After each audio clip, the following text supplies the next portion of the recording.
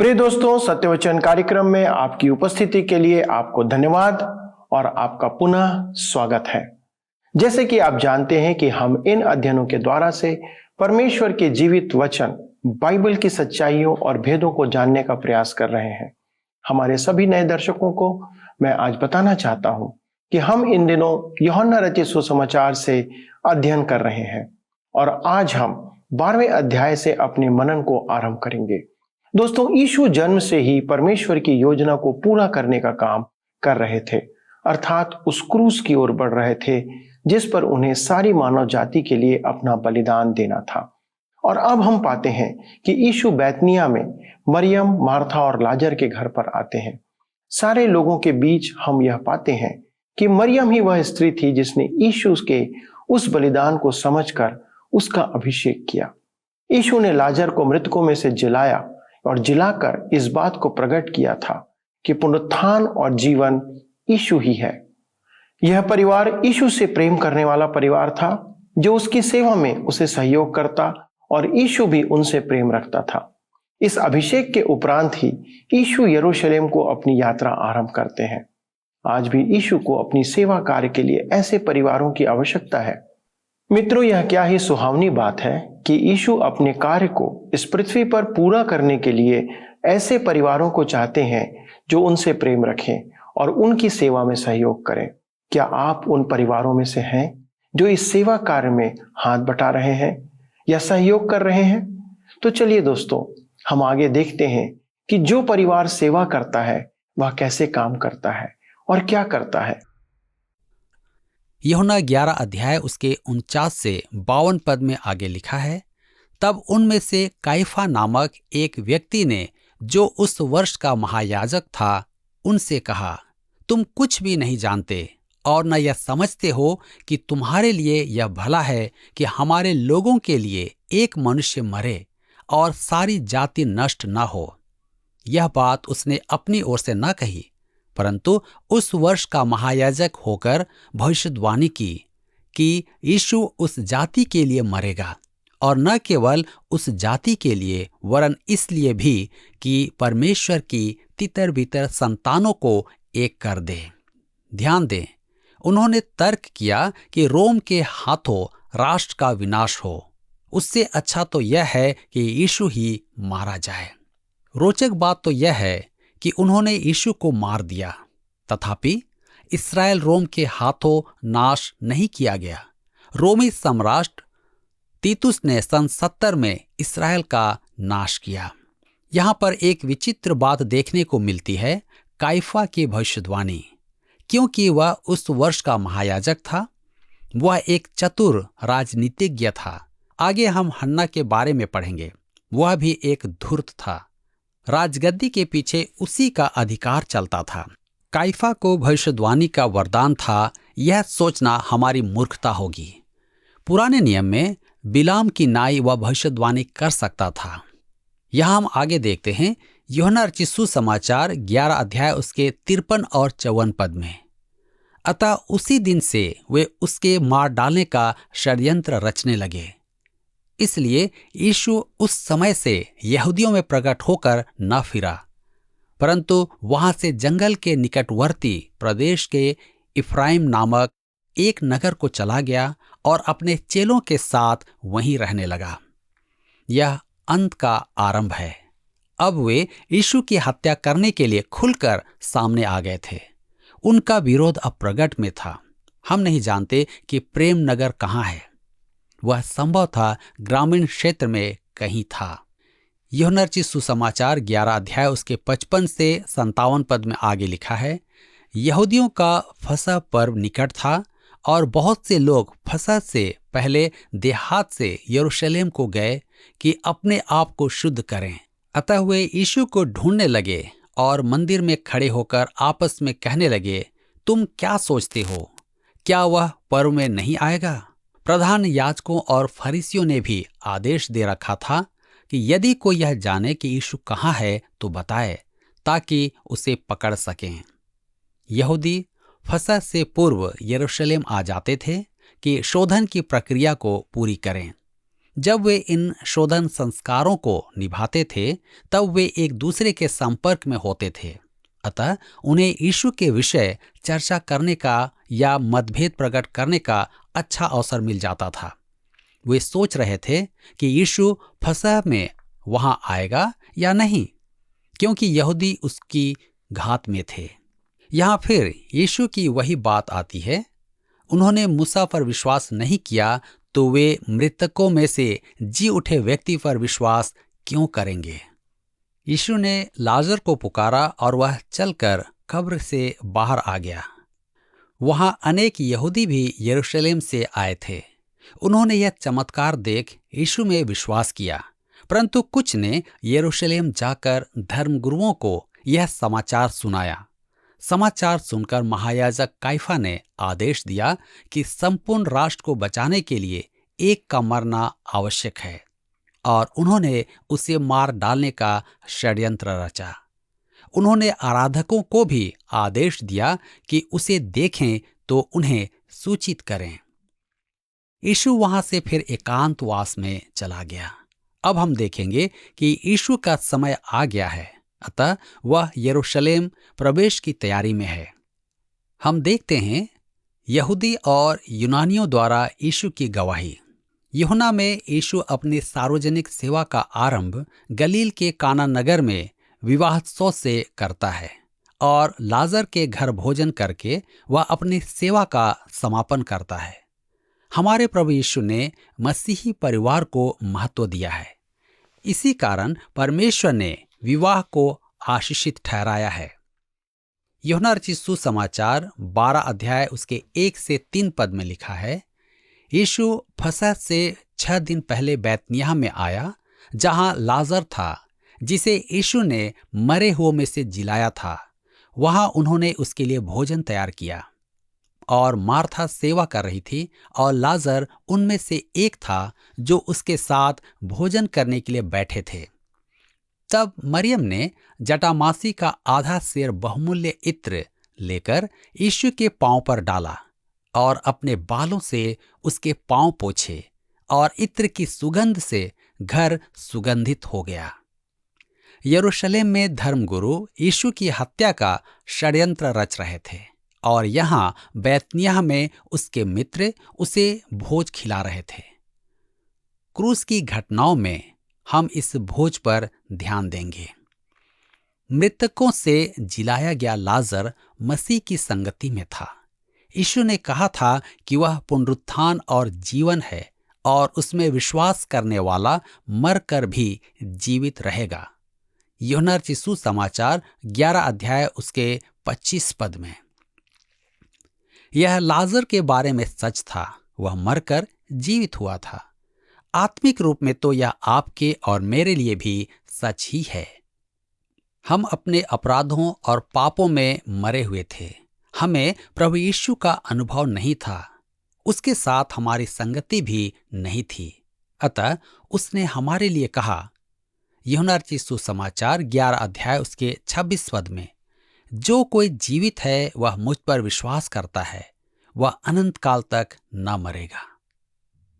कैसा मनोरम दृश्य है। लाजर मृतकों में से जी उठा और मसीह की संगति में है। दूसरी ओर मरियम मसीह के चरणों में बैठकर मसीह के अनुग्रह और ज्ञान में बढ़ रही है। तीसरी ओर हम देखते हैं कि मार्था मसीह की सेवा में है। उसका वरदान था कि वह अच्छा खाना पकाए, उसी से वह मसीह का महिमान्वयन कर रही थी। आज की कलीसिया में यही 3 बातें आवश्यक है: मसीह में नया जीवन, उपासना एवं उसकी सराहना और उसकी सेवा। यह सब एक परिवार की घटना है जहां मसीह अपनों के साथ उपस्थित है। आज हम परमेश्वर से दूर हो रहे हैं, अतः कलीसिया को फिर से परिवार में आ जाना है। अब मरियम के प्रेम की गहराई को देखिए। उसने प्रभु के पांव मूल्यवान इत्र से धोए और अपने बालों से उन्हें पोंछा। कुछ लोगों के विचार में यह वही घटना है जिसमें मरियम को वेश्या बताया गया था। घटनाएं अवश्य एक सी हैं, परंतु यह मरियम एक प्रतिष्ठित महिला है, इत्र की सुगंध से घर भर गया था। आइए हम पढ़ें यूहन्ना रचित सुसमाचार 12 अध्याय 4 से 6 पद। लिखा है, परंतु उसके चेलों में से यहूदा इस्करियोती नामक एक चेला जो उसे पकड़वाने पर था, कहने लगा, यह इत्र 300 दिनार में बेचकर कंगालों को क्यों न दिया गया। उसने यह बात इसलिए नहीं कही कि उसे कंगालों की चिंता थी, परंतु इसलिए कि वह चोर था और उसके पास उनकी थैली रहती थी और उसमें जो कुछ डाला जाता था वह निकाल लेता था। यहूदा इस्करियोती अपना वास्तविक स्वभाव दिखा रहा है। वह कोषाध्यक्ष था। उसे वास्तव में गरीबों की चिंता नहीं थी। वह तो अपना स्वार्थ देख रहा था। वह चोर था। वह पैसों का घपला भी करता था। वह चाहता था कि मरियम का पैसा गरीबों के लिए दे दिया जाए तो वह उसमें से अपना कमीशन बना लेगा। पैसे का सदुपयोग ही हमारी सच्ची परख है। हम पैसा किस काम में लगा रहे हैं। 300 दिनार एक मजदूर की वार्षिक आय होती थी। जटामासी का इत्र बहुत मूल्यवान था। मरियम अपने आप को उसके उपयोग के योग्य नहीं समझती थी, अतः उसने प्रभु यीशु के चरण धोने के लिए उसे उपयोगी समझा। मेरे मित्रों, यदि हम भी यीशु के चरणों में बैठें तो हम भी उसे सबसे बहुमूल्य वस्तु देंगे।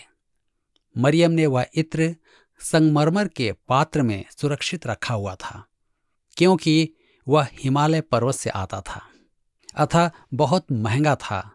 क्या आप जानते हैं कि उसने वह इत्र क्यों मोल लिया था? मरणोपरांत उसकी पार्थिव देह पर लगवाने के लिए। परंतु उसने यीशु से अत्यधिक लगाव के कारण उसके पांव उससे धो दिए। उसकी सुगंध से उसका घर ही नहीं, संपूर्ण संसार भरा हुआ है।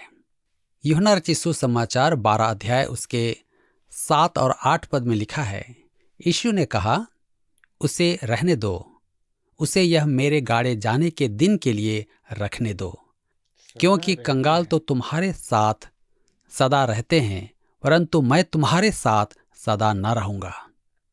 यह एक असामान्य घटना थी।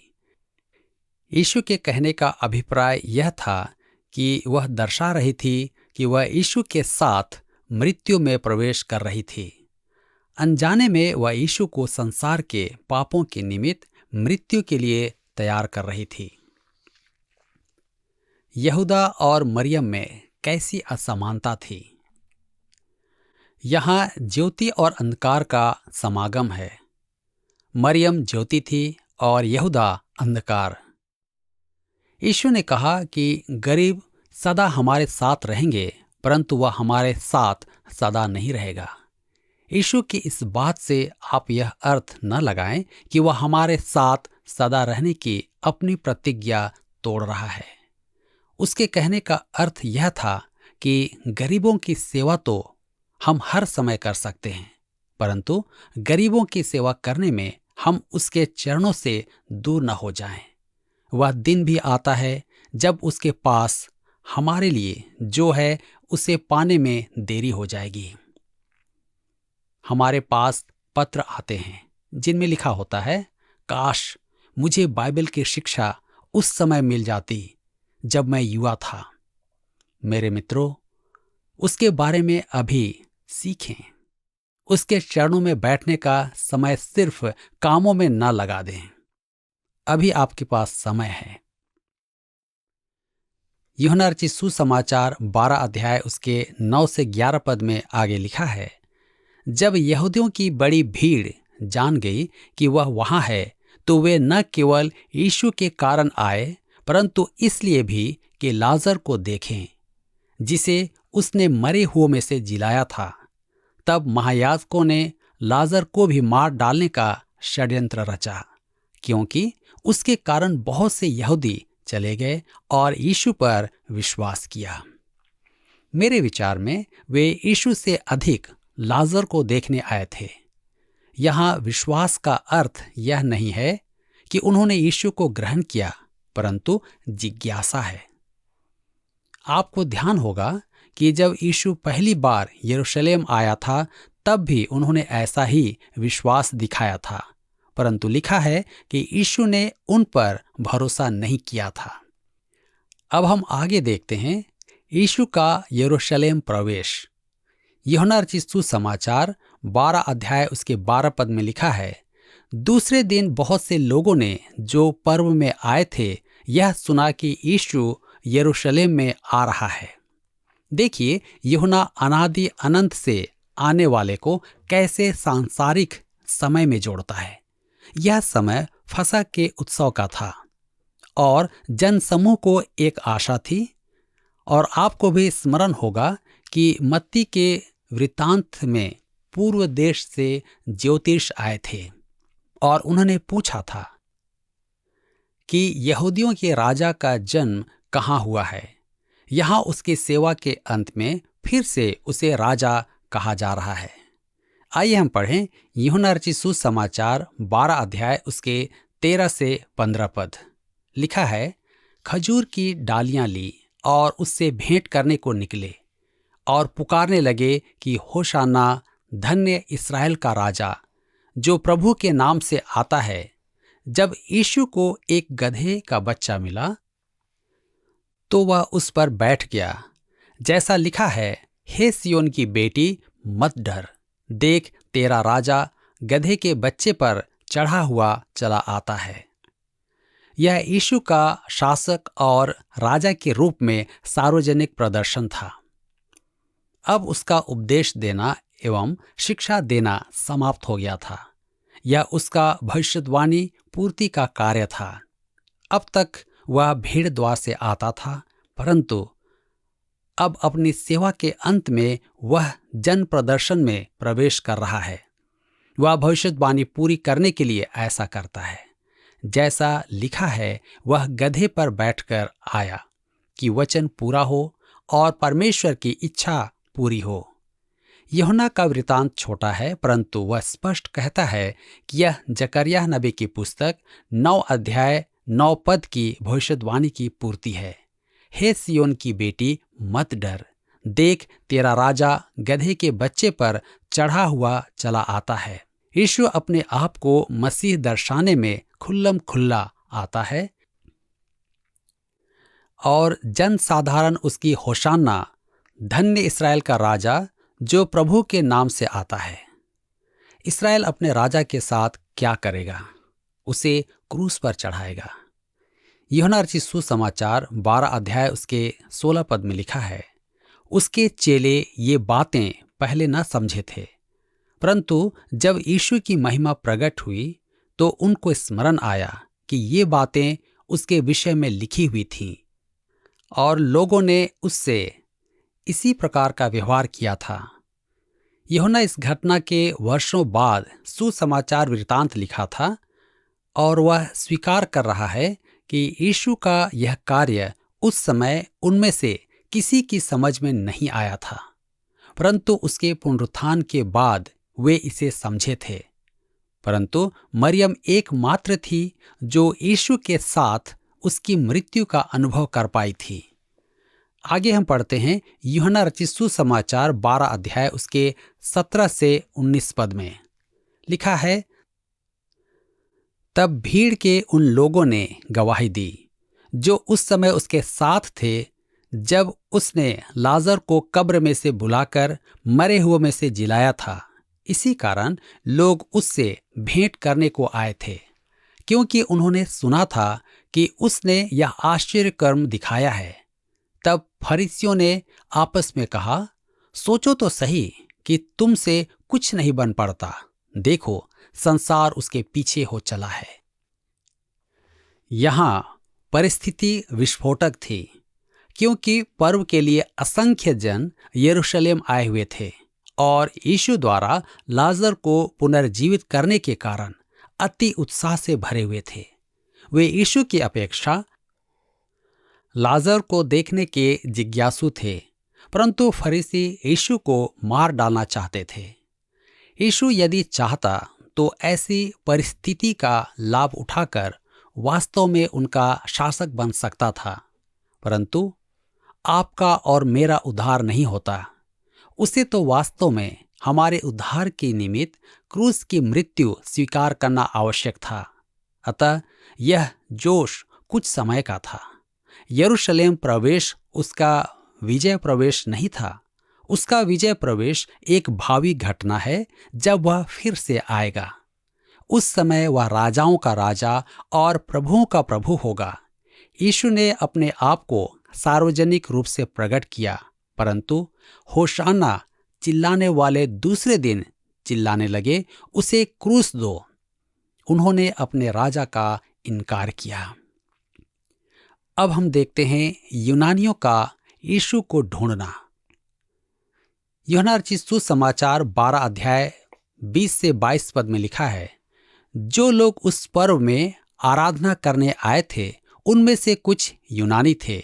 उन्होंने गलील के बैतसैदा के रहने वाले फिलिप्पुस के पास आकर उससे विनती की कि श्रीमान, हम यीशु से भेंट करना चाहते हैं। फिलिप्पुस ने आकर अंद्रियास से कहा। तब अंद्रियास और फिलिप्पुस ने यीशु से कहा। ध्यान दे, मंदिर में स्त्रियों का स्थान अलग था। उसी प्रकार अन्य जातियों के लिए भी अलग स्थान था। वहां यूनानी थे जो यीशु को देखना चाहते थे।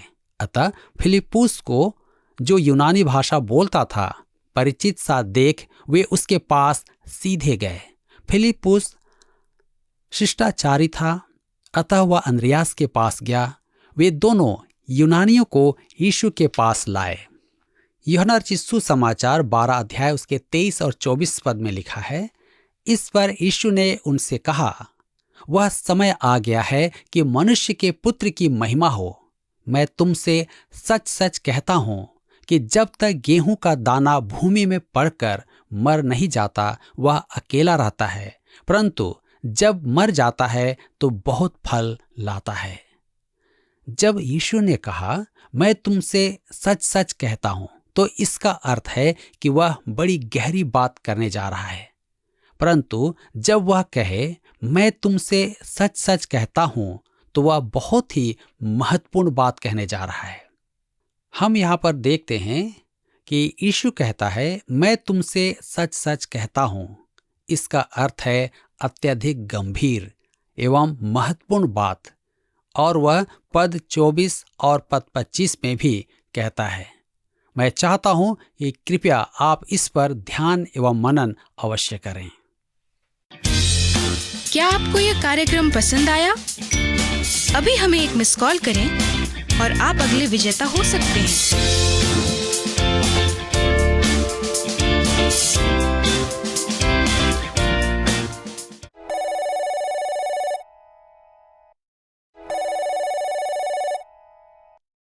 प्रिय दोस्तों, हमने आज देखा कि यीशु अपनी सेवा को काना में एक विवाह समारोह से आरंभ करते हैं और मरियम, मार्था और लाजर के घर से समाप्त करते हैं।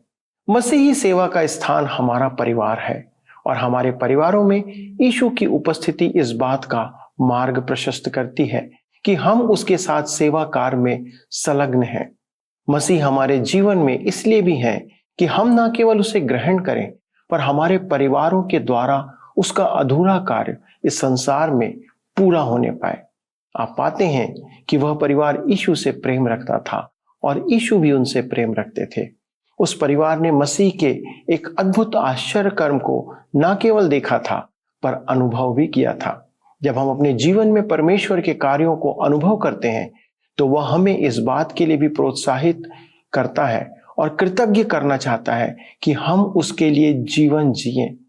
लाजर जो मर गया था, उसे यीशु ने जिलाया और हम सब भी अपने पापों में मरे हुए थे, जिन्हें यीशु ने अपने वचन के द्वारा जिलाकर नया जीवन प्रदान किया है। अब यह हमारी प्रतिज्ञा और समर्पण होना चाहिए कि हम मसीह की सेवा जीवन भर करते रहें। यहोशू 24 अध्याय के 15 पद में यहोशू ने कहा, आज चुन लो कि तुम किसकी सेवा करोगे। मैं तो अपने घराने समेत यहोवा की सेवा नित्य करूंगा। दोस्तों, आज यह चुनौती हमारे लिए है, आपके लिए भी है। यह निर्णय हमें लेना है, यह निर्णय आपको लेना है कि क्या आप यहोवा की सेवा अपने घराने समेत करना चाहते हैं। अगर आज आपका यह निर्णय है, तो आइए मेरे साथ प्रार्थना में अपना समर्पण परमेश्वर को प्रकट करें। आइए प्रार्थना करें। हमारे जीवित सामर्थी पिता, हम धन्यवाद देते हैं इस सुंदर वचन के लिए जिसने हमारे हृदयों में आज हमें प्रोत्साहित किया है कि हमारे दर्शक जिन्होंने यह निर्णय लिया प्रभु कि वे आपकी सेवा अपने परिवार के साथ करेंगे। प्रभु, कितनी अद्भुत बात है कि एक परिवार, हर एक सदस्य मिलकर प्रभु यीशु आपकी सेवा करें। प्रभु, इससे अद्भुत और उत्तम कार्य इस संसार में कोई नहीं कि हम आपकी सेवा में अपना जीवन व्यतीत करें। प्रभु, धन्यवाद देते हैं ऐसे लोगों के लिए प्रभु जिन्होंने हमारे लिए एक मिसाल छोड़ी है, जो तन मन और धन से आपकी सेवा करते थे। अनुग्रह करें पिता कि हमारे दर्शक भी ऐसे ही तन मन और धन से परिवार समेत प्रभु आपकी सेवा करें, जिससे कि आपके राज्य में अनंत फल बटोरा जा सके। आदर और महिमा आपको देते हुए पिता, विनती प्रभु यीशु क्रिस्ट के नाम से मांगते हैं, आमीन। दोस्तों, आपकी उपस्थिति के लिए एक बार फिर से धन्यवाद। अगले प्रसारण में आपके सामने फिर उपस्थित होंगे एक नए अध्याय को लेकर के। तब तक परमेश्वर की आशीष आप सबों के साथ बनी रहे। जय मसीह की।